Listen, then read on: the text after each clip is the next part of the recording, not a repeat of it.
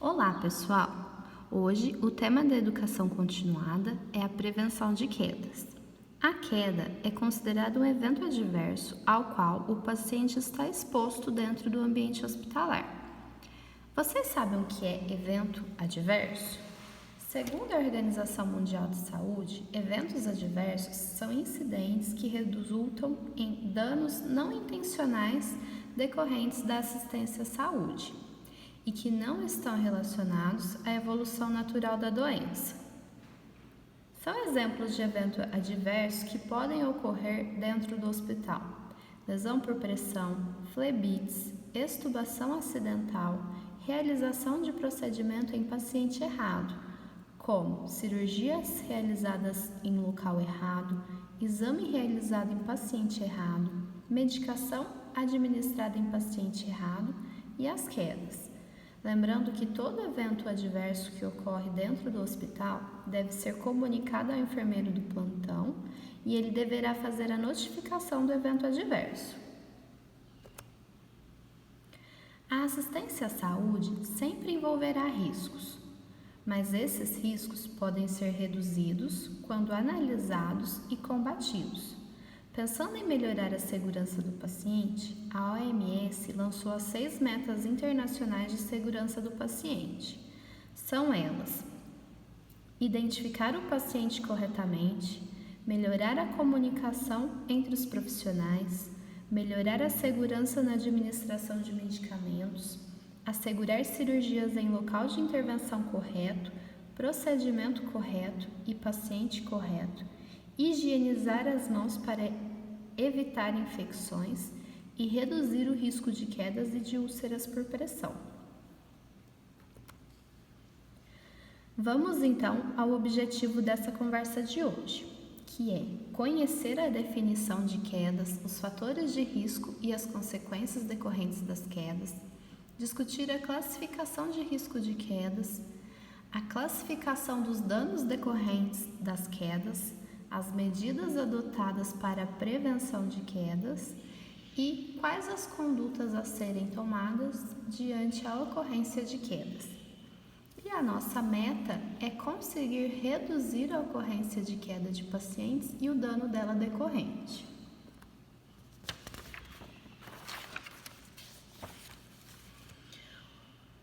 A definição de quedas, segundo a Sociedade Brasileira de Geriatria, é o deslocamento não intencional do corpo para um nível inferior à posição inicial, com incapacidade de correção em tempo hábil, determinado por circunstâncias multifatoriais, comprometendo a estabilidade.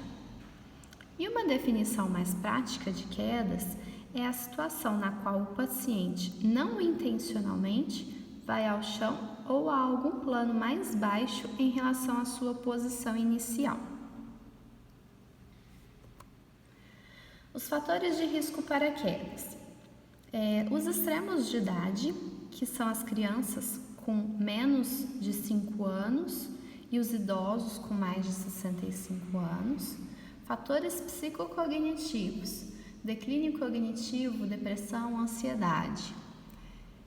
Condições de saúde e presença de doenças crônicas, como acidente vascular cerebral, quando o paciente fica com alguma sequela relacionada à marcha, à força, hipotensão postural, tontura, convulsão, síncope, dor intensa, baixo índice de massa corpórea, que são aqueles pacientes muito emagrecidos que têm pouca massa muscular, anemia, insônia, incontinência ou urgência miccional, incontinência ou urgência intestinal, artrite, osteoporose, alterações metabólicas como a hipoglicemia. Funcionalidade: dificuldade no desenvolvimento das atividades diárias, necessidade de dispositivos de auxílio de marcha, como o uso de bengala, de andador, fraqueza muscular, problemas articulares, deformidades nos membros inferiores, como as amputações, comprometimento sensorial, de visão, audição ou tato, equilíbrio corporal, como marcha alterada, uso de medicamentos como os benzodiazepínicos, que deixam as pessoas sonolentas, antiarrítmicos, antihistamínicos, antipsicóticos, antidepressivos, digoxina, diuréticos, laxativos, relaxantes muscular, vasodilatadores, hipoglicemiantes orais, insulina e polifarmácia, que é o uso de 4 medicamentos ou mais, a obesidade severa e história prévia de queda, que é aquela pessoa que nós já sabemos que ela tem história de cair. Então, essa pessoa tem um fator já de risco, que é a história de cair com frequência. Consequências das quedas: ansiedade, depressão e medo de cair de novo, o que acaba aumentando o risco de cair novamente. Dor, fraturas e morte em casos de traumatismo craniano grave ou também como consequência de algum procedimento cirúrgico decorrente da queda. Aumenta o tempo de permanência hospitalar e os custos assistenciais, porque esse paciente vai precisar de ficar mais em observação, talvez ele precise de uma cirurgia, ele vai precisar fazer curativo, vai precisar fazer exames complementares. A queda também gera ansiedade na equipe de saúde, porque a equipe se sente frustrada, chateada, a equipe não gosta quando o paciente sofre queda. E também produz repercussão na credibilidade da instituição, além de repercussão de ordem legal. A classificação de risco de quedas. A escala de Morse é a escala escolhida para ser utilizada aqui no hospital e ela é aplicável a pacientes adultos. Então, em crianças, a gente não aplica a escala de Morse, existe uma outra escala que é para criança. E, além da escala de Morse, também existem outras escalas que podem ser aplicadas aos adultos. A classificação dos danos. Então, existe a queda sem lesão, que o paciente cai, mas não tem nenhuma consequência, não tem nenhuma complicação relacionada à queda. Existe a queda com dano leve, quando ocorre um traumatismo crânioencefálico leve. A pessoa mantém o Glasgow entre 14 e 15. Ela tem pequenos cortes, sangramento leve, uma pequena escoriação na pele, dor, edema, hiperemia e um hematoma consequente da queda. Dano moderado quando ocorre um traumatismo crânioencefálico moderado. Então, nesse caso, o paciente tem já um rebaixamento no nível de consciência e o Glasgow fica entre 9 e 13. Existe um sangramento excessivo, uma laceração que necessita de sutura, luxação e entorse. E a queda com dano grave é quando há um TCE grave e o paciente tem o Glasgow entre 3 e 8, ocorre fratura, hematoma subdural ou morte.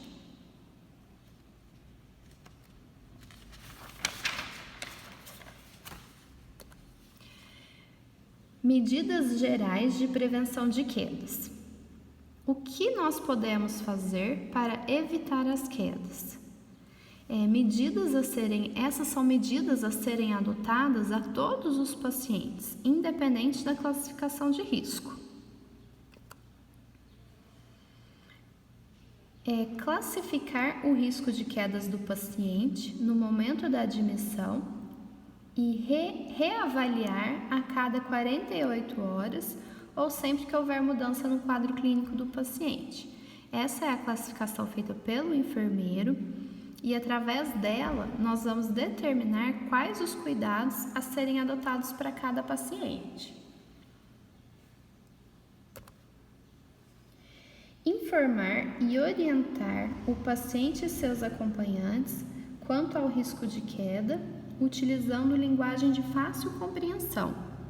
Então, nós vamos explicar sobre a possibilidade de queda devido ao ambiente ser diferente do que o paciente está acostumado, a cama ser mais alta, o uso de dispositivos como a sonda, o soro. Nós vamos mostrar a campainha e como que usa a campainha. A gente vai orientar o acompanhante a ajudar o paciente a ir ao banheiro ou chamar para que a gente possa ajudar. Avaliar o calçado utilizado para deambular e orientar o uso de calçados antiderrapantes. Os chinelos de dedo não são os mais indicados. Os de vestir o pé inteiro são melhores. Aprazar medicamentos de forma a evitar que o paciente necessite levantar-se durante a noite.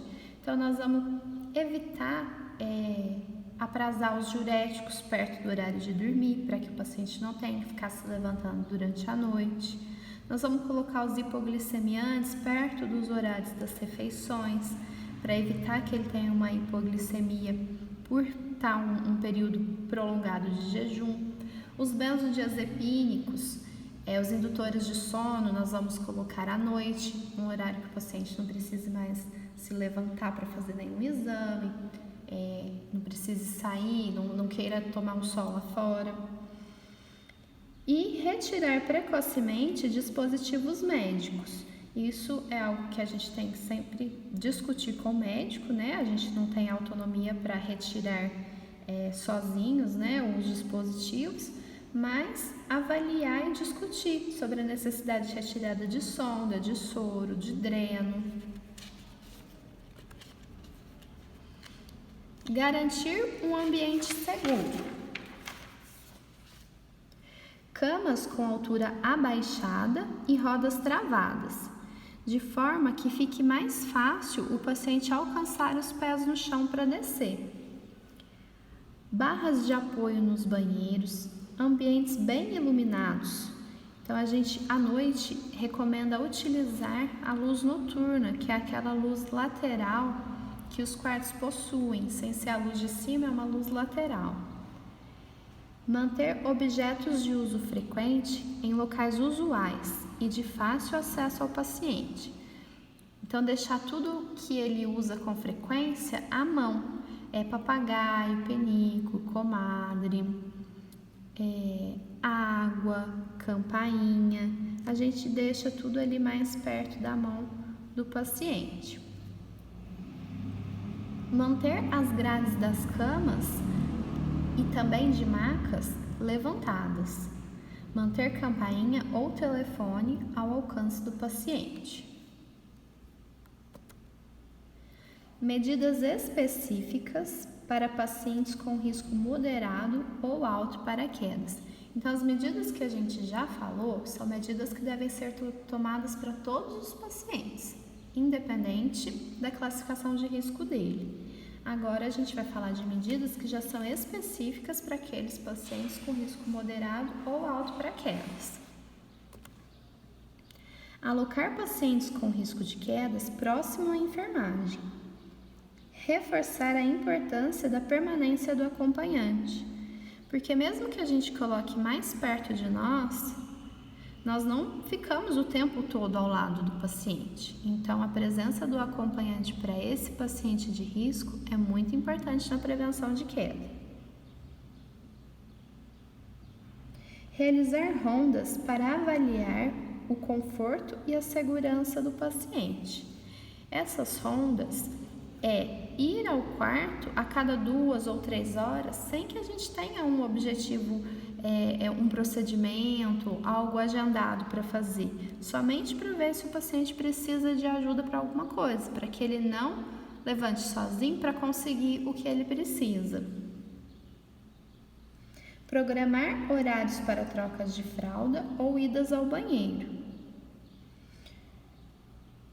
Orientar ao paciente e acompanhante a não levantar-se ou locomover-se sem o auxílio da enfermagem, para aqueles pacientes que o acompanhante sozinho não consegue ajudar. Então, a gente orienta que ele fique na cama, não saia sem que peça ajuda. Alocar os equipamentos e dispositivos de maneira a facilitar a movimentação do paciente no leito ou a sua saída do leito.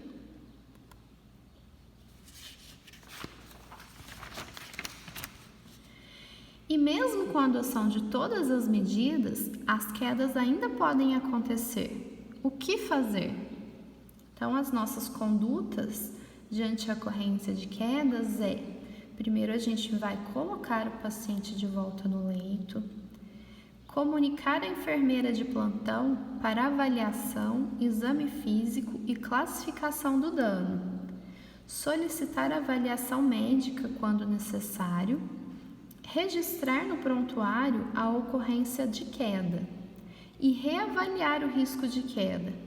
Por que a gente reavalia? Porque às vezes o paciente estava classificado como baixo risco ou risco moderado, mas a ocorrência de queda altera a classificação de risco para alto risco automaticamente. E preencher a ficha de notificação de evento adverso. A notificação de evento adverso ela é obrigatória e não possui um caráter punitivo. O objetivo é identificar quais os eventos mais ocorrem em nossa instituição e adotar estratégias para melhorias. Além disso, as notificações são lançadas em um sistema nacional, que é o NotiVisa. Este sistema ele é alimentado mensalmente e é através dele que o Ministério da Saúde realiza os indicadores hospitalares e estabelece as diretrizes nacionais de trabalho. Hoje nós falamos sobre a meta número 6 de segurança do paciente. Quando todos se envolvem no mesmo objetivo, certamente o resultado será um sucesso. Até a próxima!